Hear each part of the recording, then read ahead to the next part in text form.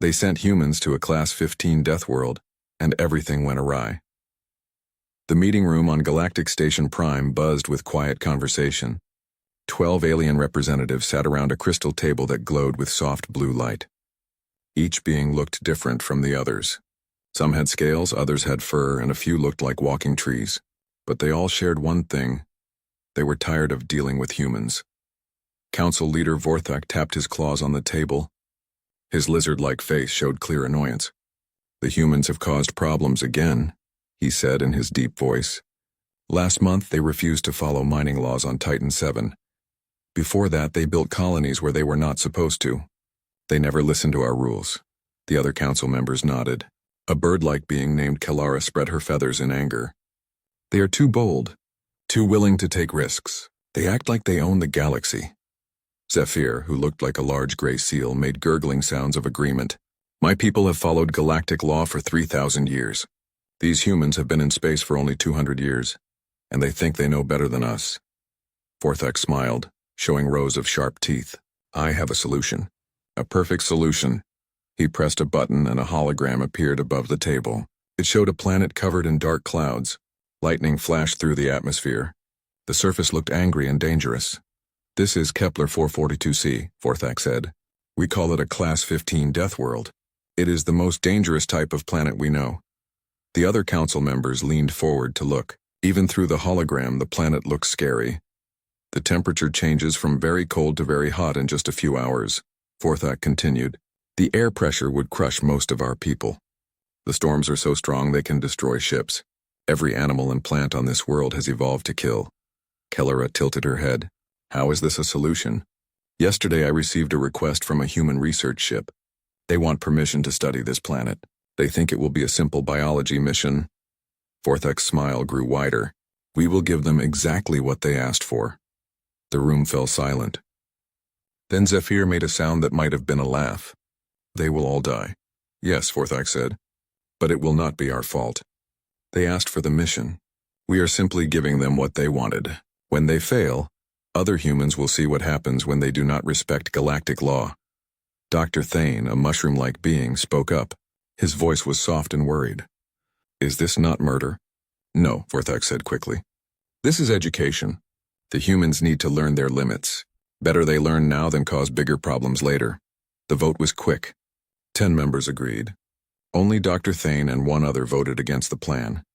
3 days later, the human research ship Endeavor's Pride received official permission for their mission. Captain Martinez read the message to his crew with excitement.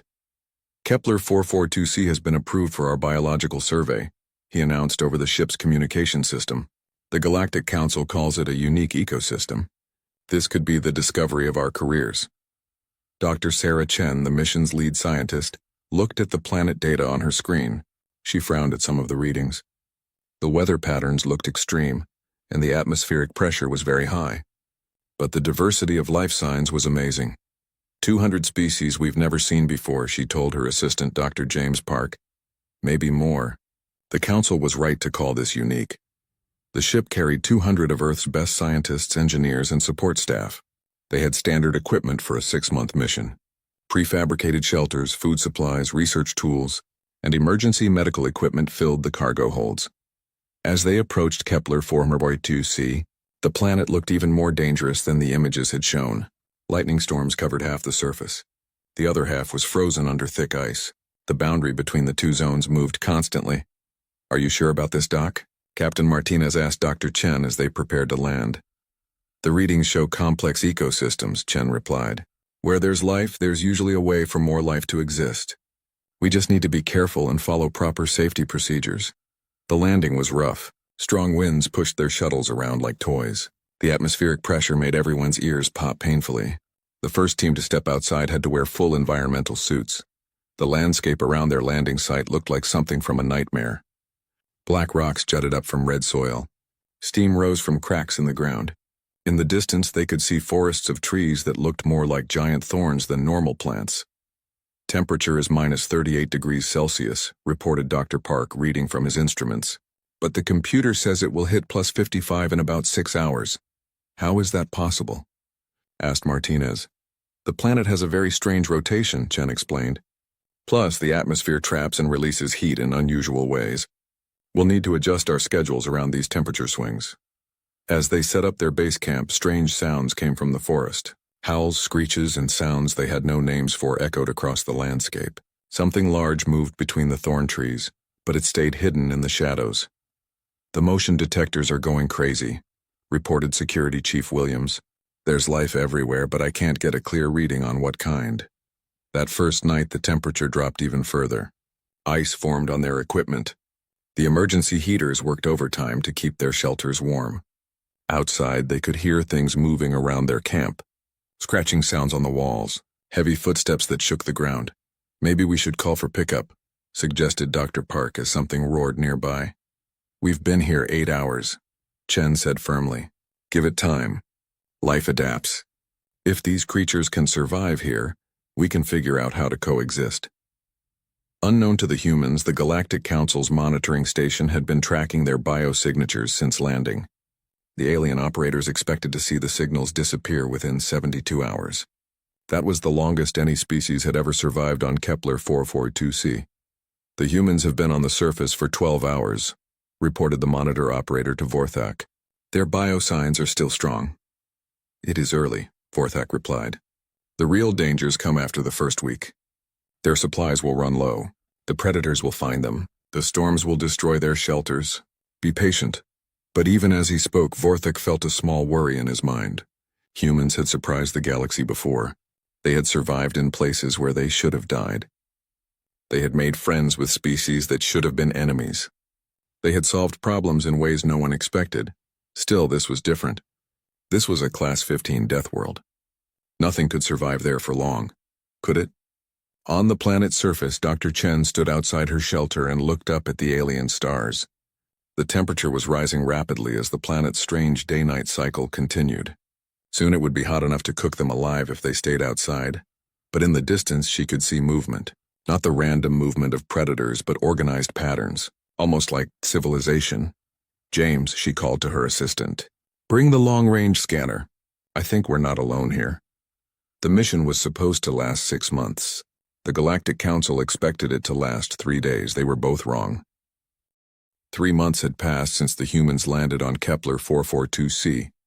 In the Galactic Council monitoring station, alarm bells had stopped working weeks ago. The operators had broken them by hitting the emergency buttons too many times. "This cannot be right," muttered Technician Kelmoth as he stared at his screen. "Run the biosignature scan again." His partner, a slug-like creature named Borth, slid closer to look. "I have run it 17 times today. The results are always the same. The humans are not just alive. Their health readings are better than when they landed."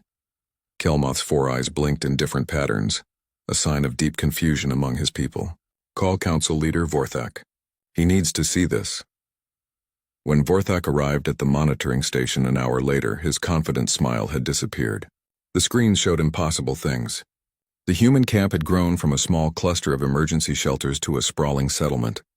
Where once there had been barren red soil, green plants now grew in organized rows. "How many humans are down there?" Vorthak asked. "Still 200, Borth replied. "But they have built structures for at least 1,000 people. And look at this." Borth changed the display to show heat signatures. Large creatures moved peacefully around the human settlement. The same creatures that had been registered as deadly predators were now walking calmly near human children. "The 6-legged death cats are domesticated," Kelmoth said in disbelief.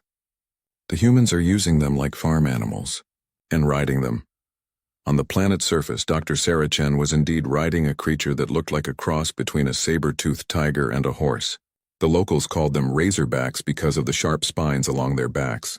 Chen had learned to ride them by studying their social behavior and offering them the right type of food. "Easy, Thunder," she said, patting the creature's neck.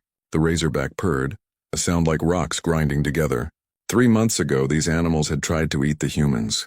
Now they competed to see who could carry researchers the fastest. Chen guided Thunder toward the newest section of their settlement. Here human engineers worked alongside strange crystal beings that looked like walking diamonds. These beings had emerged from deep caves after the humans had been on the planet for 6 weeks. The crystal beings communicated through vibrations in rock and metal. Most species would have given up trying to talk to them. The humans had learned to tap out messages on metal plates with hammers. "Good morning." "Resonance of deep stones," Chen called out, tapping her greeting on a copper plate attached to her belt. The crystal being's body chimed like a bell. Through the metal translation device the humans had built, its words came out as, "Greetings, pack leader who learns fast. The new growing chambers are ready for your seed pods." Chen smiled. These beings had been alone for thousands of years. They remembered when other people lived on this planet, but those people had died long ago. The crystal beings had forgotten how to make many things. The humans were helping them remember, and in return, the crystal beings shared their knowledge of the planet. "Dr. Chen," called James Park as he jogged up to her. "You need to see what Engineering Team 3 found in the old ruins." Chen followed Park to a dig site near the crystal being's main cave system. Here, human archaeologists worked carefully to uncover ancient structures. What they had found made Chen's heart race with excitement. "It's a star map," explained Dr. Lisa Rodriguez, the team's lead archaeologist. "But not just any star map. Look at these symbols." The map was carved into a wall of the same crystal material as their new friends. It showed the locations of planets throughout the galaxy, but more importantly, it showed lines connecting the planets. "These are hyperspace routes," Chen realized. "But they're not the routes we use today. These are different. Faster, maybe?" One of the crystal beings approached them. This one was older and larger than the others. When it spoke, its voice resonated through every piece of metal in the area. "You have found the memory of paths," it said. "Our ancestors built the roads between stars long before the current peoples knew of space travel." Chen's translator device could barely handle the complex ideas in the crystal being's speech. "Your people built the hyperspace network?" "Not the one you use," the being replied. "That network is young and slow. We built a better one, but the knowledge was lost when the Great Dying came." "What Great Dying?" The crystal being's light dimmed with sadness. "A plague that turned minds to violence. Our people fought each other until only a few remained. We became simple and forgot our greatness, until you came." Meanwhile, the human engineers had solved practical problems in ways that amazed their new friends.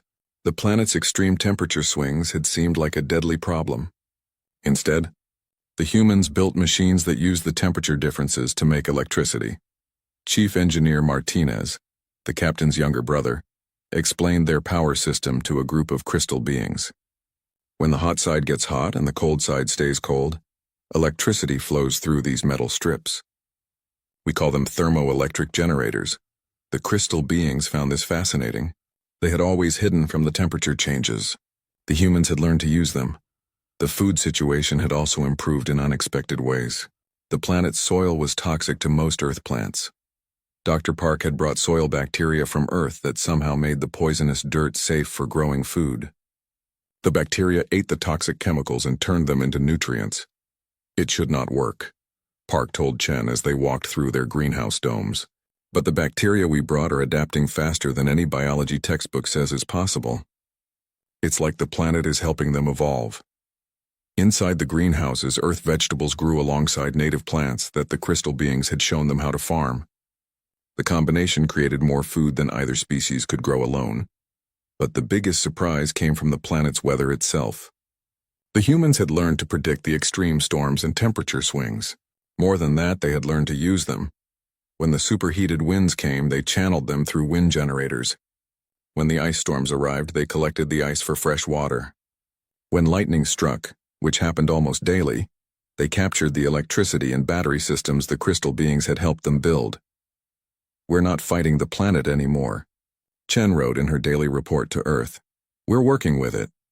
The Galactic Council monitoring station recorded every word of these reports. Forthick read them with growing alarm. "They are terraforming the planet," he told the other council members during an emergency meeting. "A Class 15 death world is becoming a garden world under human influence." Kelara's feathers were flat against her body, a sign of fear. "How is this possible?" "Humans do not think like us," admitted Dr. Thane, the mushroom-like being who had voted against the plan. "We see a dangerous environment and try to protect ourselves from it. Humans see a dangerous environment and try to make friends with it. This gets worse," Forthek continued. "Our deep space sensors show human ships heading toward Kepler 442c. Word has gotten out about their success. Other human colonies want to help." "How many ships?" asked Zephyr. 12 so far."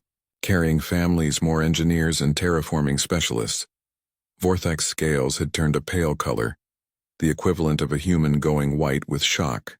We tried to give them a tomb. Instead, we gave them a new world.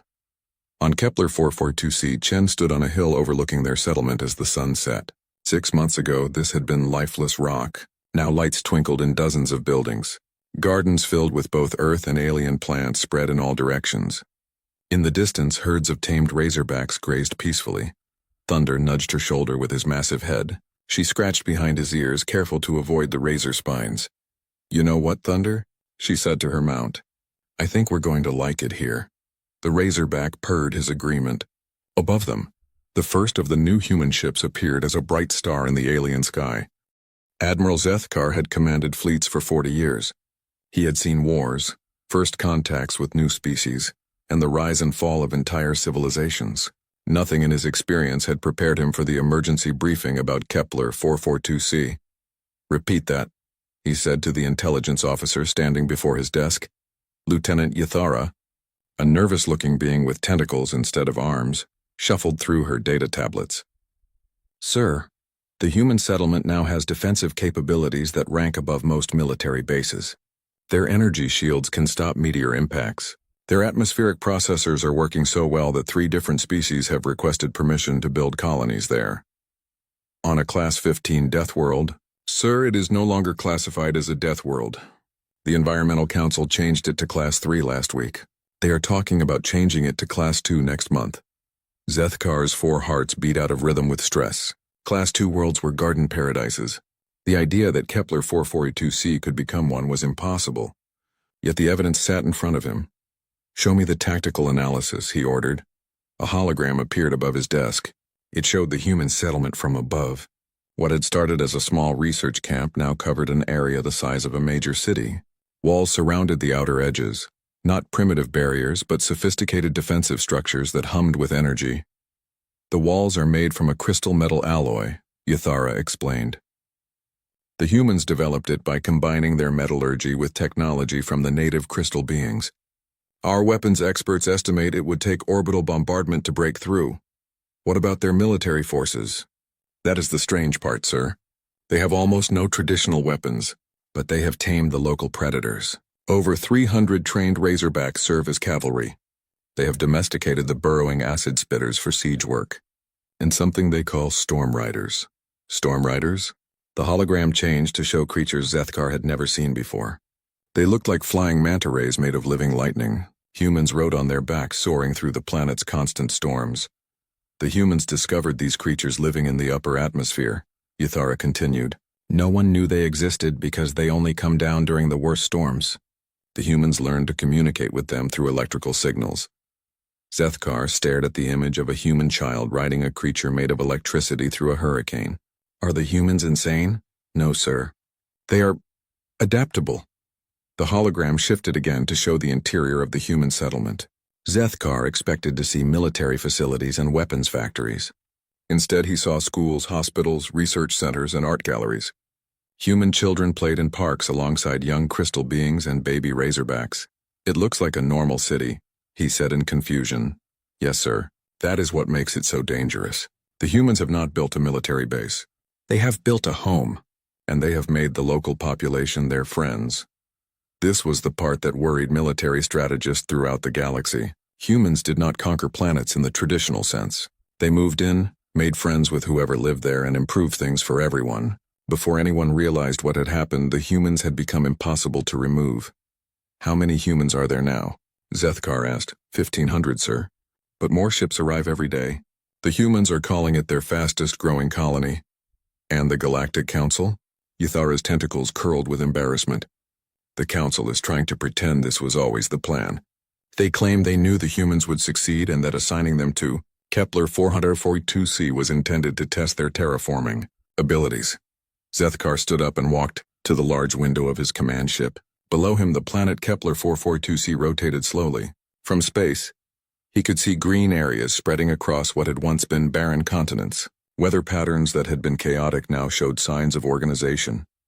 "Sir," Yathara said quietly, "there is more." "More?" "The humans have found something in the ancient ruins. Our long-range sensors detect energy signatures we do not recognize. Intelligence suggests they may have discovered technology from the predecessor civilization. Every spacefaring species knew about the predecessors, ancient beings who had built the original hyperspace network millions of years ago. Their technology was so advanced that modern science could barely understand it, and the humans had found it. Has anyone made contact with the human leadership? Zethkar asked. Ambassador Torres has requested a meeting with you, sir. He is already in the system. An hour later, Ambassador Carlos Torres sat across from Admiral Zethkar in the conference room of the command ship. Torres was a middle-aged human with graying hair and friendly eyes. He looked more like someone's grandfather than a diplomat dealing with a galactic crisis. Admiral, Torres said with a warm smile, thank you for meeting with me. I know this situation has caused concern. Ambassador, your people have turned a death world into a military stronghold in less than 4 months. Of course there is concern, Torres laughed. Military stronghold? Admiral, have you seen our settlement? We have 3 kindergartens, a community theater, and the best botanical gardens in this sector. If that is a military stronghold, we are doing it wrong. You have defensive walls that can stop fleet bombardment. We have walls that can stop the meteor showers that happen here twice a month. Torres corrected. The same technology protects us from space rocks and orbital weapons. Should we have built walls that only stop meteors? Zethkar found himself unsure how to answer. The human had a point. What about your tamed predators? The Admiral tried. You mean our livestock and pets? Torres pulled out a small device and showed Zethkar a video. It showed a human child riding a baby razorback while laughing with joy. My granddaughter loves her riding lessons. Much safer than the horses we have back on Earth. And the storm riders? Best weather monitoring system ever developed. They live in the storms, so they can predict weather changes days in advance. Very helpful for farming. For every military concern Zethkar raised, Torres had a peaceful explanation. The humans had not built a war machine. They had built a thriving community that happened to be extremely well defended. Admiral, Torres said seriously, I know the Council sent us to Kepler 442c hoping we would fail. We have the recorded communications to prove it. Zethkar's expression did not change, but inside he felt a chill. We are not angry about this, Torres continued. Honestly, we understand why the Council was frustrated with us. Humans can be difficult to work with sometimes. We ask too many questions. We ignore rules that do not make sense. We make friends with people we probably should not. Then what do you want? We want to make this right. Kepler 442c has become something wonderful. The crystal beings here are the descendants of the predecessors. They have knowledge that could help every species in the galaxy. Technology that could make space travel safer and planets more livable. Torres stood up and walked to the window. Below them, the planet looked green and peaceful. We want to share this with everyone, he said, but we want to do it the right way, with respect for the galactic community and proper oversight. What kind of oversight? Let the best scientists from every species come to study here. Let them learn from the crystal beings. Let them see how humans and aliens can work together. Let this planet become an example of cooperation instead of conquest. Zethkar thought about this offer. It sounded reasonable. Too reasonable. What is the catch, Ambassador? Torres smiled. No catch. Just one small request. We want the Galactic Council to be honest about what they tried to do. No more secret plans to get rid of species they do not like. No more death sentence disguised as scientific missions. And if the Council refuses, then we will be very disappointed, Torres said sadly, and probably stop following galactic law entirely. Not out of anger, you understand. Just because we cannot trust a government that tries to murder people it disagrees with. Admiral Zethkar realized he was looking at the end of the galactic order as he knew it. The humans had turned the Council's trap into their greatest victory. They had made friends with the most ancient species in the galaxy. They had discovered technology that made them impossible to defeat, and they were still being polite about it. I will deliver your message to the Council, he said finally. Thank you, Admiral, Torres replied. And please bring your family to visit Kepler 442c sometime. The crystal beings would love to meet them. They are very curious about other species. As Torres left the command ship, Zethkar stared down at the impossible green world below. Somehow the humans had turned everything upside down without firing a shot. The Galactic Assembly Hall had never been so crowded. Representatives from 200 species filled every seat, and many more watched through holographic links from their home worlds. The emergency session had been called after Ambassador Torres released the recorded communications from the Galactic Council. Council leader Vorthak stood at the central podium, his scales pale with stress. Around him, angry voices filled the air in dozens of languages. "Order," he shouted, but the noise continued. Species that had been quiet members of the galactic community for centuries were demanding answers. Everyone wanted to know if the Council had tried to murder the human expedition. Representative Kylanara of the Hegemony Fleet spoke first. Her people were warriors, but they followed strict honor codes. "Council leader Vorthak," she said in a voice that could cut metal, "did you intentionally send humans to their deaths on Kepler 442c? "The humans requested the mission," Vorthak replied weakly. "We simply approved their request." "That is not an answer," Kylanara snapped. "We have heard the recordings. You called it an elegant solution to the human problem. You expected them to die. You wanted them to die." The crowd erupted again. Species that had their own disagreements with Council policies began demanding investigations. The Aquatic Federation wanted to know if their recent colony assignments had been sabotage attempts. The Silicon Collective questioned whether their trade routes had been deliberately disrupted.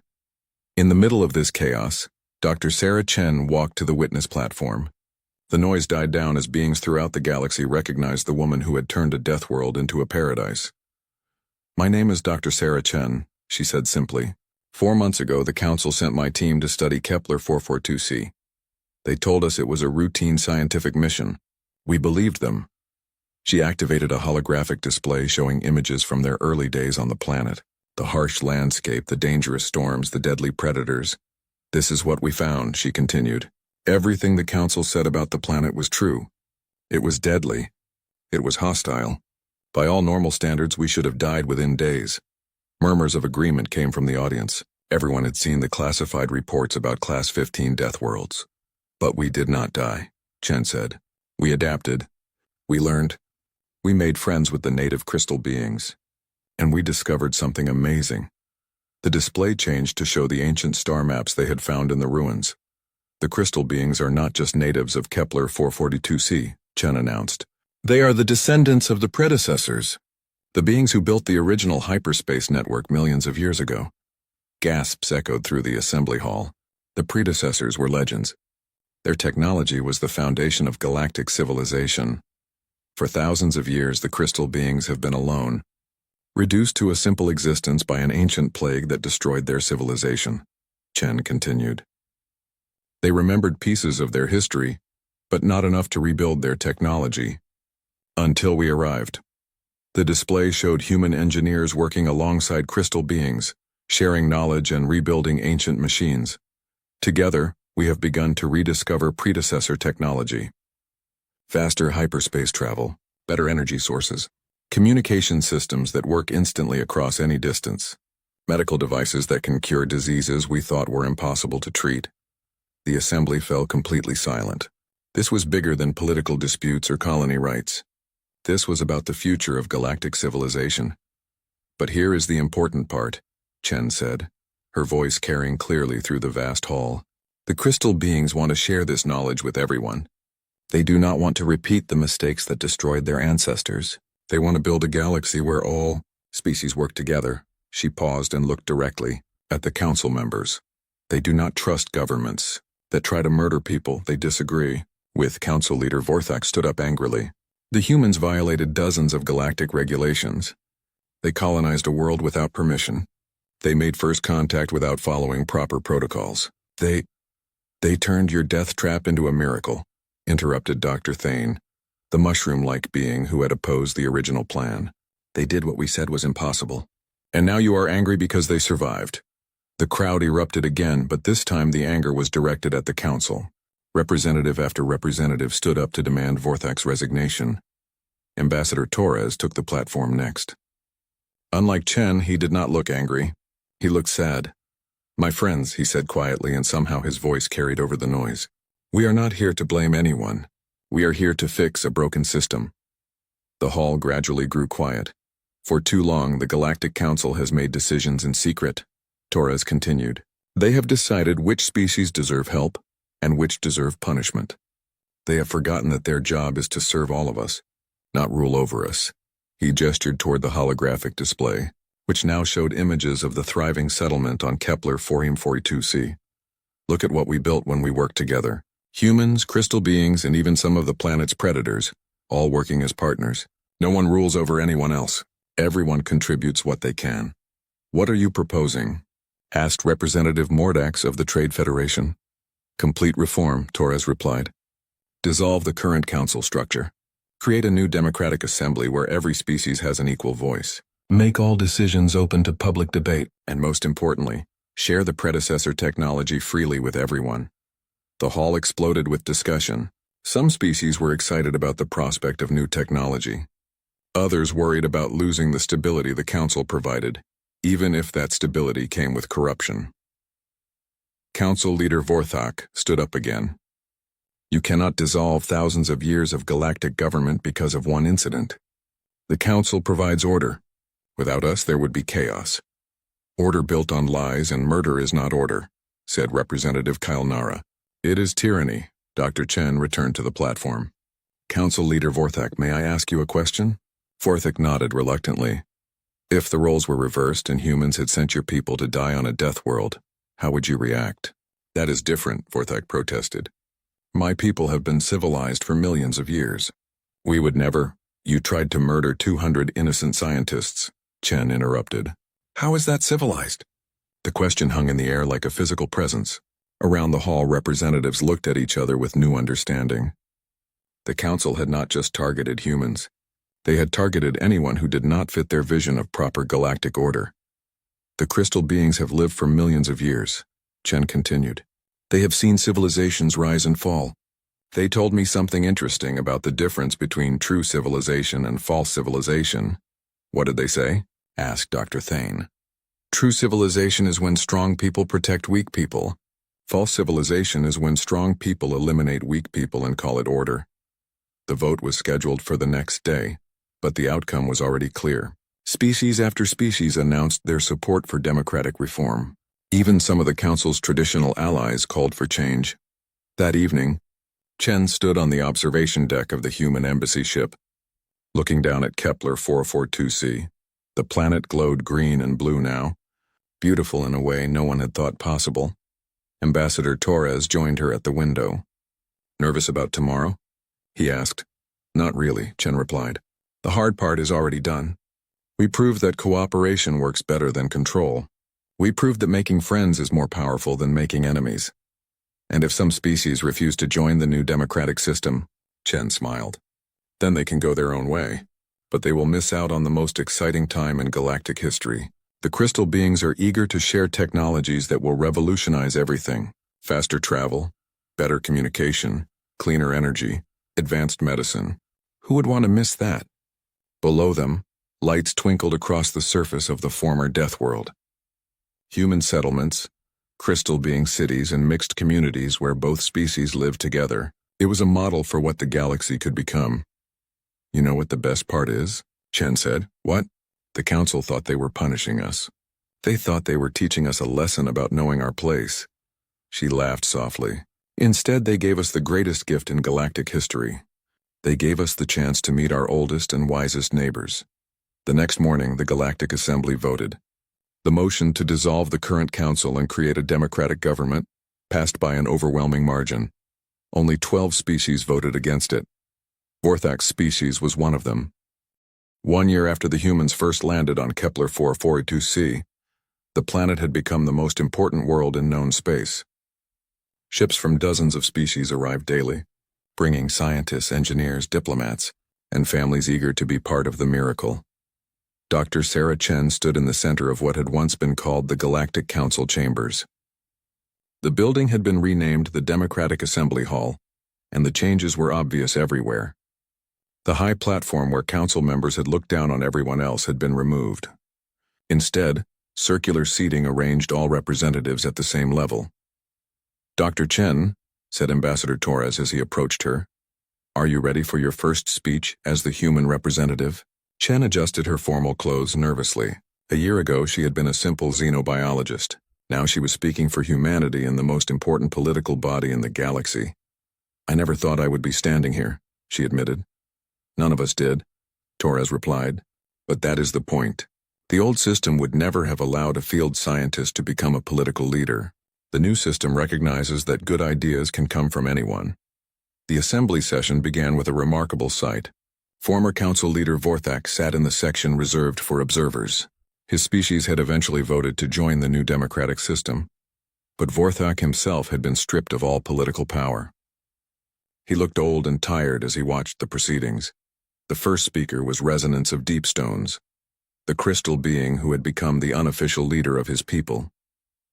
He moved to the speaking platform with flowing, musical steps. "Fellow beings of the galaxy," he said, his voice chiming through translation devices in dozens of languages. "1 year ago, my people were dying. We had forgotten our purpose and lost our way. The arrival of the humans reminded us who we used to be." The crystal being's body glowed brighter as he continued. "We were the builders of the first hyperspace network. We created technologies that connected worlds across impossible distances, but we became proud and foolish. We thought our power made us better than other species." Images appeared on the hall's displays, showing the ancient crystal civilization at its height. Magnificent cities that floated among the stars, ships that could cross the galaxy in hours, technologies that seemed like magic. "A plague of violence destroyed us," Resonance of Deepstones continued. "Not a disease of the body, but a sickness of the mind.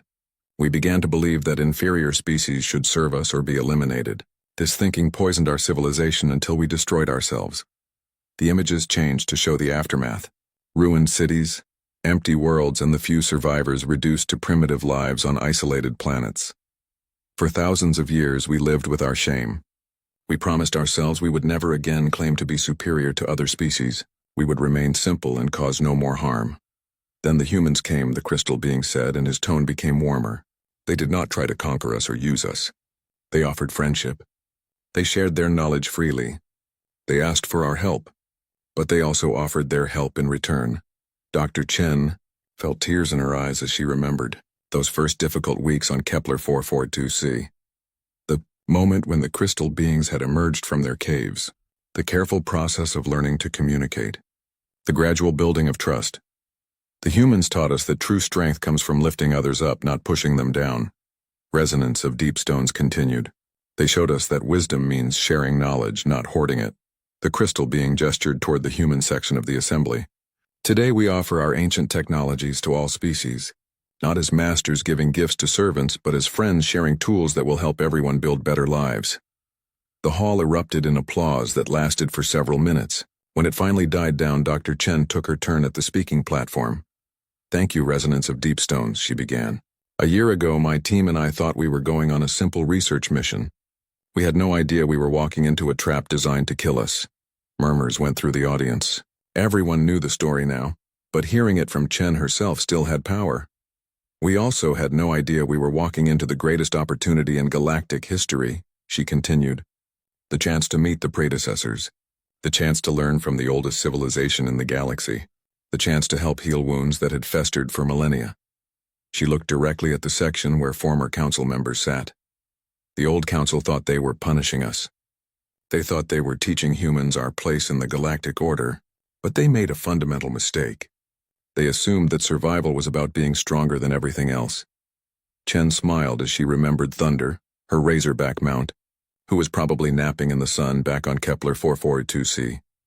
"Humans do not survive by being the strongest or the smartest or the toughest," she said. "We survive by making friends. We survive by adapting. We survive by turning enemies into allies and problems into opportunities." The hall was completely silent now. Every being present hung on her words. "The crystal beings have shared technologies with us that will revolutionize galactic civilization. Instant communication across any distance. Hyperspace travel that is 10 times faster than before.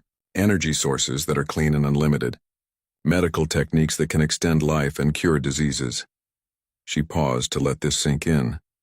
"But the most important thing they have given us is not technology. It is wisdom. The wisdom to know that true civilization means working together, not ruling over each other." Chen activated a holographic display that showed images from Kepler 442c, the thriving settlements where humans and crystal beings lived side by side, the schools where children from both species learned together, the research centers where ancient knowledge was combined with new ideas. This is what the galaxy can become, she said. Not a place where strong species dominate weak ones, but a place where every species contributes what they can and benefits from what others offer. The applause was thunderous. Representatives from species that had never agreed on anything stood together and cheered. When the formal session ended, Chen found herself surrounded by diplomats and scientists eager to discuss cooperation agreements. The Aquatic Federation wanted to build underwater cities using crystal being technology. The Silicon Collective offered to help mass-produce the new hyperspace drives. Even the warrior species were excited about medical advances that could heal injuries thought to be permanent. As the crowd finally thinned, Chen noticed Vorthak approaching her. The former council leader looked smaller somehow, as if his defeat had physically diminished him. "Dr. Chen," he said quietly, "may I speak with you?" "Of course," she replied. They walked to a quiet corner of the hall. Vorthak was silent for a long moment, then spoke in a voice barely above a whisper. "I was wrong," he said. "Everything I believed about humans, about strength, about leadership, all of it was wrong." Chen studied his face. She saw genuine regret there and pain. "When I sent you to Kepler 442c, I thought I was solving a problem," Vorthak continued. "I thought humans were dangerous because you did not follow our rules. I thought you needed to be controlled or eliminated. And now?" Chen asked. "Now I see that we were the dangerous ones. We were the ones who needed to be controlled. We had power without wisdom, authority without compassion." He looked toward the section where the crystal being sat. "We were becoming exactly what destroyed the predecessors." Chen felt a surge of sympathy for the old lizard. "Vorthak, you made a terrible mistake, but you are here today listening and learning. That means something, does it?" he asked. "My people barely voted to join your new democracy. Many still think the old ways were better. What if we have not really changed?" Chen considered this carefully. "Change is hard," she said finally. "It takes time. But the fact that your people voted to join us at all shows they are capable of growth. And the fact that you are here, admitting your mistakes, shows that individuals can change even faster than societies." She gestured toward the crystal beings. "They made mistakes too. Worse mistakes than yours if you believe their stories. But they learned from those mistakes. They spent thousands of years in exile, thinking about what they had done wrong. When we gave them a second chance, they were ready to do better." "Are you offering me a second chance?" Vorthak asked. "I am offering you what the crystal beings offered us," Chen replied. "Friendship, partnership, the chance to build something better together." Vorthak's eyes widened in surprise. "After what I tried to do to you? Especially because of what you tried to do to us," Chen said. "If we can turn enemies into friends, if we can transform attempted murder into miraculous cooperation, then we can solve any problem the galaxy faces." 6 months later, Chen stood once again on the observation deck of a ship orbiting Kepler 442c. But this time the ship was not alone. Hundreds of vessels from dozens of species filled the space around the planet. Construction ships building new stations, science vessels conducting joint research, transport ships bringing families to the growing communities below. Ambassador Torres joined her, as he had so many times before. "The latest reports from the outer colonies," he said, handing her a data tablet. 3 more species have requested help with terraforming projects.